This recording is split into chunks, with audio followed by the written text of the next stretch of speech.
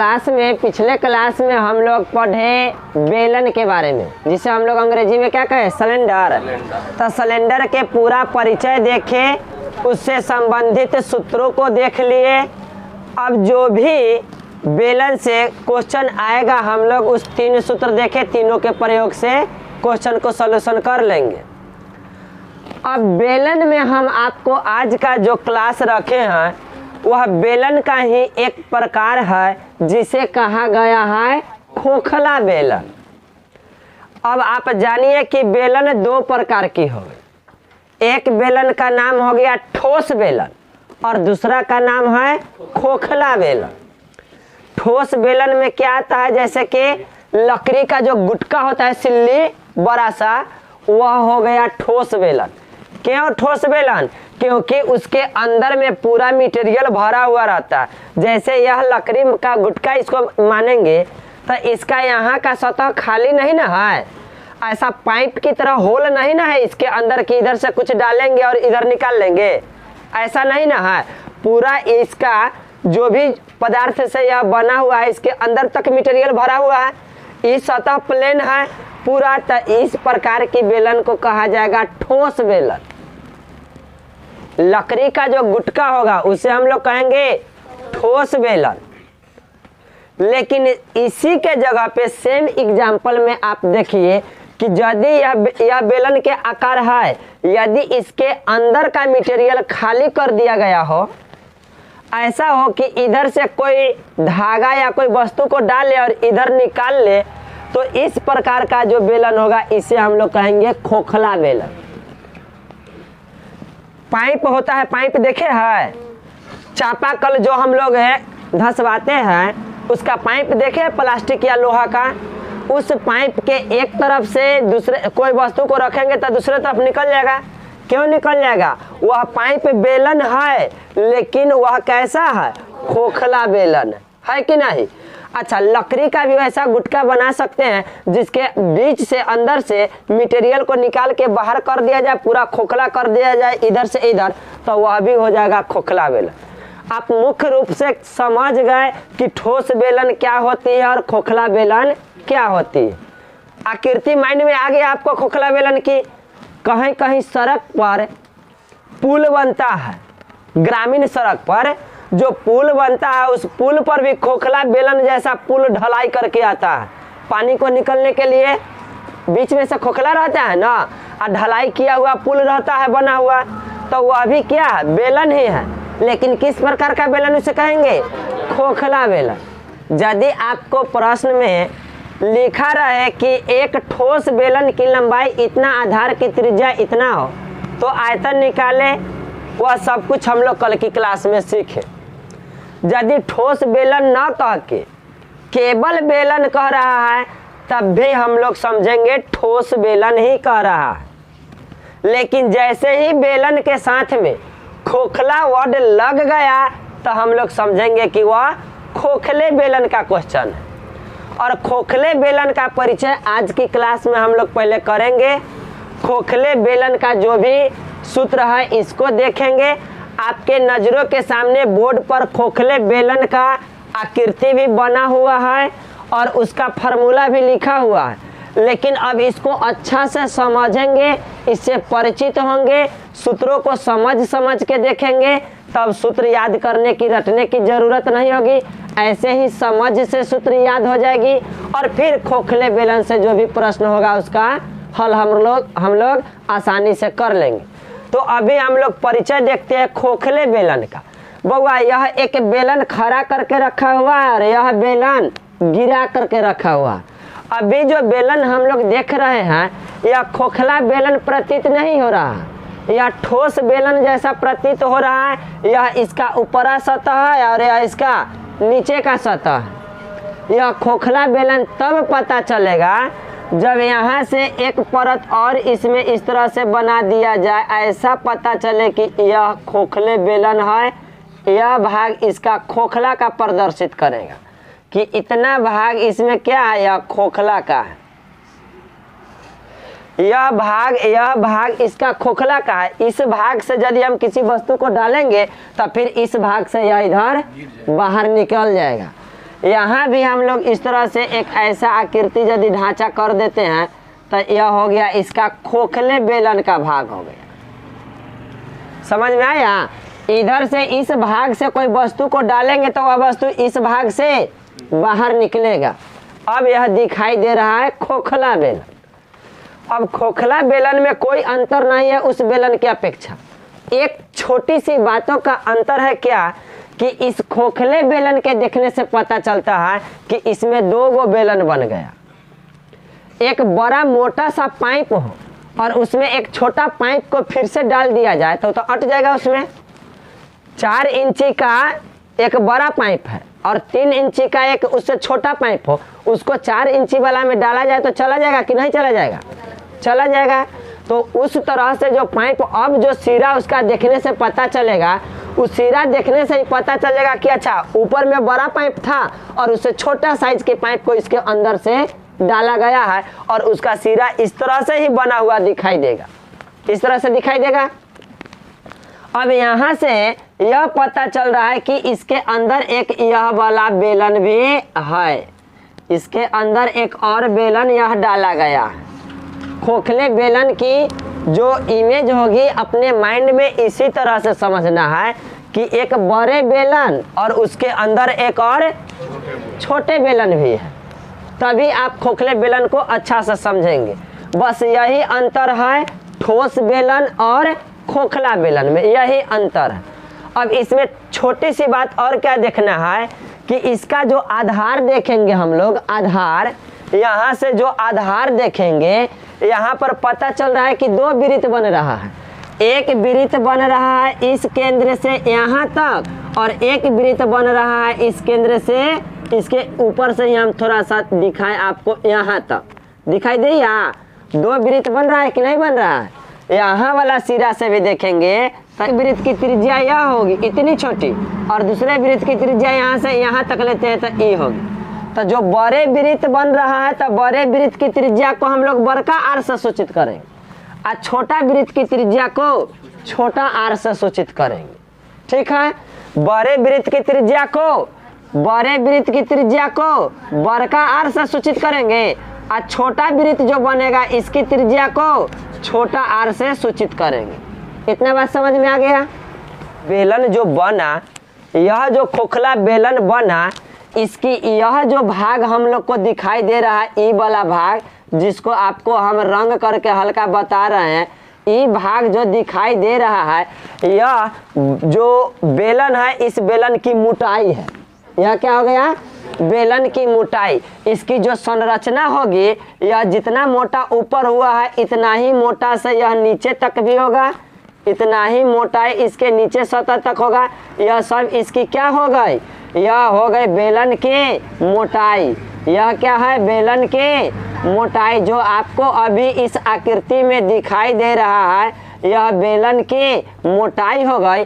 और यही वाला भाग जो बचा हुआ है यही खोखला है। अब इसमें पानी डाला जाए तो कितना पानी अटेगा? यह भाग में न रहेगा। जितना भाग इस बेलन का खाली है पानी यह भाग में न रहेगा, ई भाग में तो नहीं जाएगा, क्या कि इस बेलन की मोटाई ना है, पानी यह खाली वाला भाग में ही रहेगी। तो इसमें कितना पानी अटेगी, यह पानी का धारिता या पानी का आयतन निकालने के लिए क्वेश्चन कहेगा।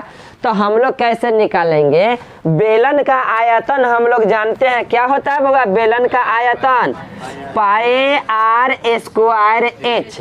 अब अभी आपको बताए खोखले बेलन में 2 त्रिज्या, एक बड़े वृत्त के लिए और एक छोटे वृत्त के लिए। तो यहाँ पर हम लोग पानी की धारिता निकालेंगे तो यहाँ पर बड़े त्रिज्या से कोई मतलब नहीं है, पानी इस जगह तक नहीं ना जा रहा, पानी तो इसी जगह तक जा रहा है। तो यहाँ से छोटका त्रिज्या ले लेंगे। कौन सी त्रिज्या? छोटका त्रिज्या। मतलब कि समझिए कि छोटे बेलन के आयतन जो हम लोग निकालेंगे वही आयतन हो जाएगा पानी का।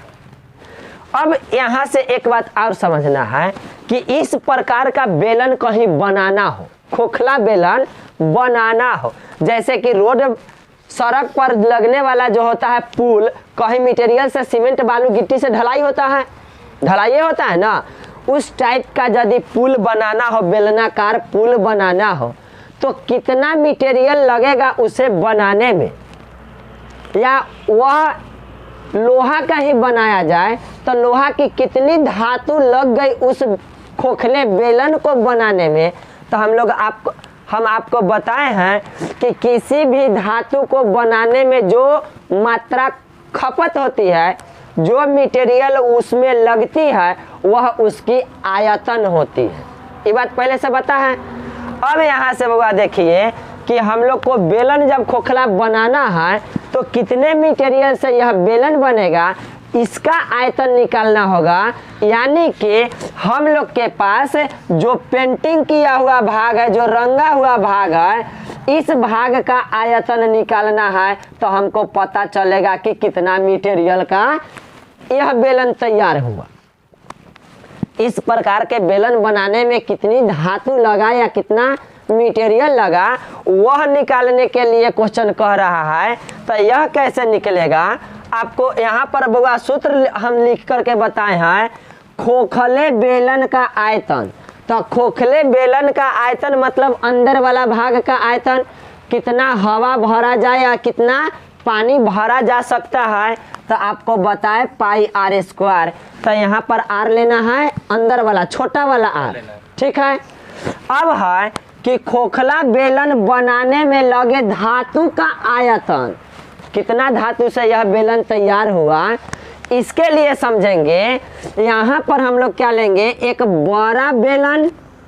तो बड़े बेलन का आयतन यदि लेते हैं तो पूरा जो डायग्राम बना हुआ है पूरे का आयतन पता चल गया। उसके अंदर से ये जो खोखला वाला भाग है, अंदर वाला बेलन है, इस अंदर वाला बेलन को क्या करें, यहाँ से काट के हटा देंगे, इसमें से निकाल के हटा दे, तो यही ना किनारा वाला भाग बच जाएगा, केवल खोखला बेलन बचेगा कि नहीं बचेगा।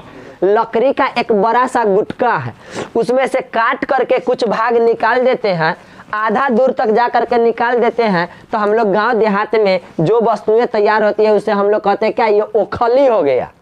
ओखली देखे हैं ना। अब उसी तरह से उस लकड़ी के पूरा भाग को काट के निकाल दिया जाए तो पूरा क्या हो जाएगा, खोखला हो जाएगा कि नहीं हो जाएगा, खोखला हो जाएगा। अब कितना लकड़ी से की मात्रा से खोखला बेलन तैयार है, तो पहले से तो पूरा भरा हुआ था, तो पूरे बेलन का आयतन, उसमें से जितना मटेरियल को निकाल लिया गया उस आयतन को घटा देंगे तो शेष बचा हुआ खोखले बेलन के पदार्थ की मात्रा पता चलेगा कि नहीं, कितना मटेरियल से बना से पता चलेगा कि नहीं पता चलेगा।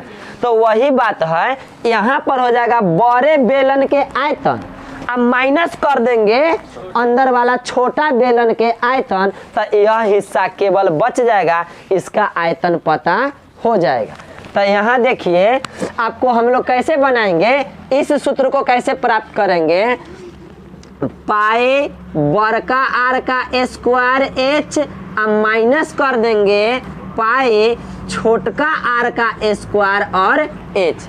बेलन का आयतन है ना होता है पाई आर स्क्वायर एच, ये बड़का आर लिखे मतलब बड़े बेलन का आयतन, अब माइनस कर दिए छोटे बेलन का आयतन। तो यहाँ से कुछ कॉमन निकलने वाला है क्या, कॉमन निकलने वाला है, कौन कौन, पाई एच कॉमन निकल जाएगा, तो बचेगा R square minus R square. तो खोखले बेलन बनाने में लगे धातु की मात्रा या जिस पदार्थ से बना है उस पदार्थ की मात्रा का आयतन कहेगा। तो हम लोग के यहाँ सूत्र प्राप्त हुआ क्या, पाई एच इंटू बड़का आर स्क्वायर माइनस छोटका आर स्क्वायर। समझ में आ गया होगा।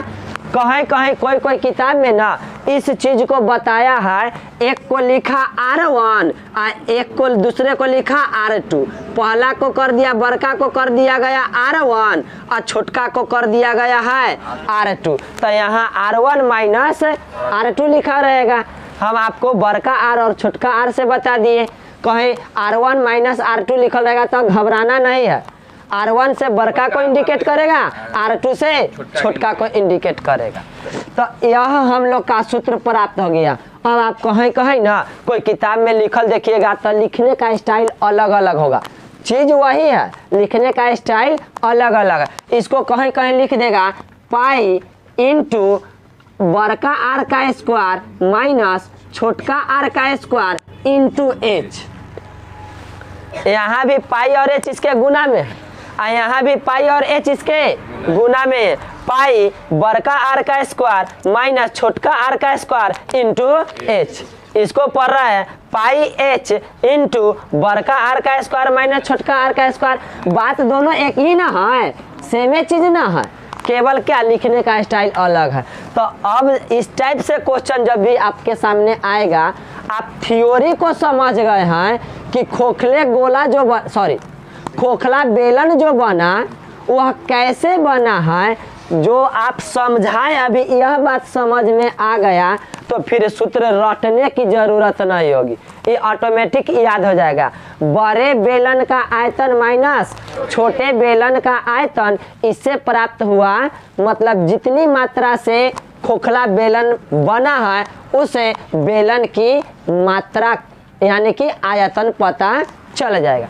हाँ, कहेगा कि खोखले बेलन में कोई पदार्थ को रखा जाए तो उसकी मात्रा बताइए, तो बस कुछ नहीं, आयतन पूछ रहा है। और खोखले बेलन का आयतन पाई आर स्क्वायर, आर ध्यान रखना है क्या चीज, अंदर वाला मतलब छोटा वाला आर, छोटा वाला आर से बन गया पाई आर स्क्वायर एच, आयतन निकल गया। दो कॉन्सेप्ट आपको हम समझा के क्लियर किए। ऐसे तो सूत्र लिखा हुआ था, आप लोग लिख लिए थे कॉपी में, रटते खूब, याद जल्दी नहीं होता। अब समझ गए ना, तो यहाँ से भिन्न भिन्न प्रकार के भी क्वेश्चन रहेगा। कभी कभी इधर का आधार कुछ और इधर का आधार कुछ और दे देगा, इधर बड़ा छोटा भी करके दे देगा, तो उस क्वेश्चन को भी बना लेंगे जब आप पूरा कॉन्सेप्ट समझ गए हैं। तो अब इसमें आगे सूत्र क्या कहता है, खोखले बेलन का वक्र पृष्ठीय क्षेत्रफल। देखिए खोखले बेलन के वक्र पृष्ठीय, इसको थोड़ा सा पहले मिटाने दीजिए, समझाने के लिए जगह चाहिए। खोखला बेलन हो मतलब खोखला पुल जैसा हो और तब उसका वक्र पृष्ठ कहा जाए, तो सुनिए वक्र पृष्ठ उसका ऊपर वाला भी होगा, वक्र पृष्ठ ऊपर वाला भी होगा, और इसके अंदर से प्रवेश किया जाएगा तो अंदर वाला जो पृष्ठ बचेगा ओहो होगा। यानी कि कहने का मतलब क्या, पुल जो आपको दे दिया जाए, एक बड़ा सा बेलन टाइप का पुल है, लोहा का बना हुआ है, और उसको कहा जाएगा कि इसके वक्र पृष्ठ को पेंट करना है। आपको पेंट दे दिया जाए रंगने के लिए, कहेगा कि पूरे वक्र पृष्ठ को पेंट कर दीजिए, तो आपको कहाँ कहाँ रंगना है से पता है। इसके ऊपर का पूरा भाग पेंट करना है, ठीक है, फिर इस खोखला वाला भाग से अंदर प्रवेश करना है और अंदर से भी इसके पूरे भाग को पेंट करना है, तब इस खोखले बेलन का वक्र पृष्ठीय क्षेत्रफल कहलाया। मतलब जितना वक्र पृष्ठ का क्षेत्रफल ऊपर का, उतना ही वक्र पृष्ठ के क्षेत्रफल उसके अंदर का, लेकिन अंतर क्या हो जाएगा, त्रिज्या का। ऊपर से जब रंग रहे हैं तो इसमें त्रिज्या बड़ा वाला, अंदर से रंग रहे हैं तो सेंटर से अंदर वाला भाग तक ना, तब त्रिज्या हो जाएगा छोटा वाला। बउआ इसको ऊपर से पेंटिंग हो रहा है, इस पर जब पेंट चढ़ रहा है तो यहाँ से लेकर के सेंटर से लेकर के यहाँ तक की त्रिज्या होगा, और जब इसको यहाँ से लेकर के इस भाग को अंदर से रंगा जा रहा है, ये वाला भाग रंगा जा रहा है, तो इस सेंटर से लेकर के त्रिज्या यह ना कहलाएगी, इतने दूरी ना है त्रिज्या। अब तो त्रिज्या इतना ही है, पहले त्रिज्या इतना था, ऊपर वाला भाग रंगा रहा था तो त्रिज्या बड़ा वाला, अंदर वाला भाग रंगा रहा है तो त्रिज्या हो जाएगा छोटा वाला।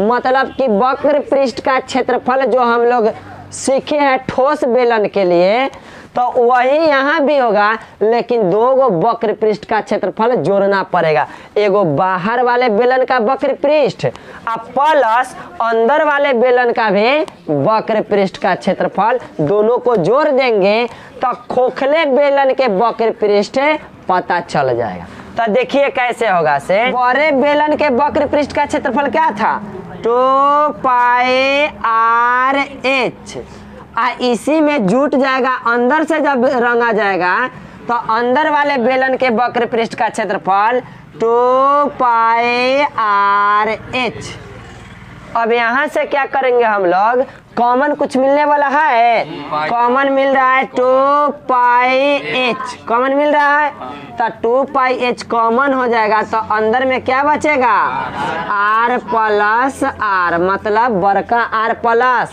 छोटका r। तो यही सूत्र हम लोग का क्या हो जाएगा, खोखले बेलन के वक्र पृष्ठ का क्षेत्रफल। खोखले बेलन के वक्र पृष्ठ का क्षेत्रफल क्या है, 2π बड़का आर एच प्लस 2π छोटका आर एच। यहाँ से 2πh कॉमन निकाल लिया है तो बड़का आर प्लस छोटका आर। समझ में आ गया, कोई दिक्कत? अब सुनिए, जब खोखले बेलन कहे और उसका संपूर्ण पृष्ठ का क्षेत्रफल कहे, बउआ अभी रंगने के लिए कहा गया था वक्र पृष्ठ, तब वक्र पृष्ठ में रंगने वाला पेंटर क्या किया, ऊपर से पूरा भाग को रंग दिया, फिर अंदर से प्रवेश करके अंदर वाला भाग को भी रंग दिया। अब बाहर निकलेगा तब उसका कोर देख रहा है, कोर जब देख रहा है तो यहाँ से इतना मोटा कोर है तो इस कोर को भी ना रंगना पड़ेगा, और यहाँ भी इधर भी दोनों तरफ कोर है इतना मोटा, तो इस कोर को भी ना रंगना पड़ेगा। तो यह कहलाएगा बाहर से भी रंगा गया, अंदर से भी रंगा गया, और साइड का कोर जितना मोटा था ओहो रंगा गया, तो ये कहलाएगा पूरा संपूर्ण पृष्ठ का क्षेत्रफल हो गया। तो संपूर्ण पृष्ठ का क्षेत्रफल कैसे होगा, बाहर वाला अंदर वाला, तो वक्र पृष्ठ तो रहबे करेगा, वक्र पृष्ठ रहेगा कि नहीं, अब प्लस इसी में जोड़ देंगे हम लोग क्या चीज, दूगो वृत्त के क्षेत्रफल। अब सुनिए, दूगो वृत्त यहाँ है तो सॉलिड दूगो वृत्त नहीं है, यहाँ पर देखने से क्या पता चल रहा है कि एक वृत्त ऐसे है और इसके अंदर से एक वृत्त, सॉरी इसके अंदर से एक वृत्त और है इस टाइप का, इस टाइप का है कि नहीं। अब आप याद करिए, जब वृत्त चैप्टर आपको पढ़ाए थे तो हम ऐसा सिखाए थे कि एक वृत्ताकार मैदान है, उसके अंदर से कुछ चौड़ा रास्ता बनाया गया है, तो रास्ते का क्षेत्रफल क्या होगा, ये भाग ना हम निकालना सिखाए थे वृत्त में, ये वाला निकालना सिखाया कि नहीं, कैसे सिखाए थे, पाई बड़का आर का स्क्वायर माइनस पाई छोटका आर का स्क्वायर। एहो में तो दूगो त्रिज्या बन रहा है, एगो छोटे वृत्त के लिए और एगो बड़े वृत्त के लिए, बन रहा है कि नहीं बन रहा है। अब पेंटर ये तो न करेगा कि ई कोर भी रंग के आज ये हवा खाली जाए वाला है एकरो रंग देगा, हवा के रंगेगा, हवा ना रंगाएगा, मतलब पूरा सॉलिड वृत्त ना है, इस वृत्त में ये जो भाग कोर है यही वाला भाग ना रंगेगा। लेकिन ऐसा ऐसा दूगो है, एगो कोर यहाँ भी है और एगो कोर यहाँ भी है, दो जगह है, यह दोनों कोर को रंगना है।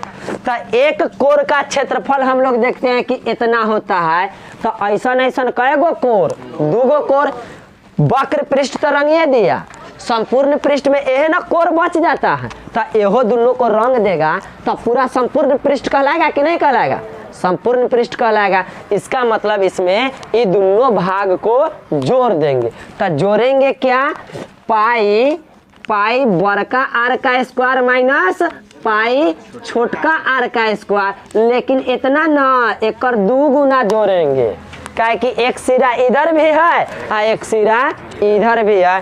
अब यहाँ से जो हम लोग को ये जो लाइनिंग प्राप्त हुआ, यह हो गया संपूर्ण पृष्ठ का क्षेत्रफल। क्या हो गया, संपूर्ण पृष्ठ का क्षेत्रफल।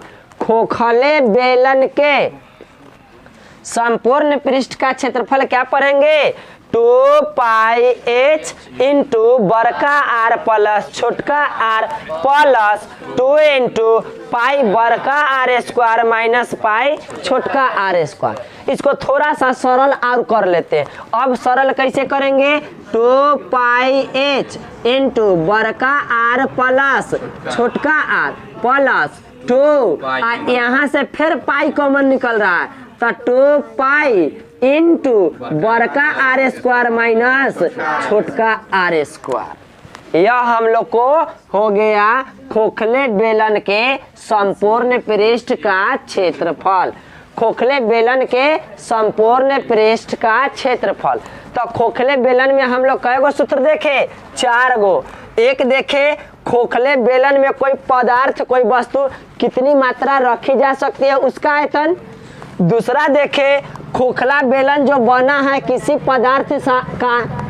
भी पदार्थ का बना है, उस पदार्थ की मात्रा यानी कि उसका आयतन कि कितने धातु से वह बेलन बना है उसका आयतन।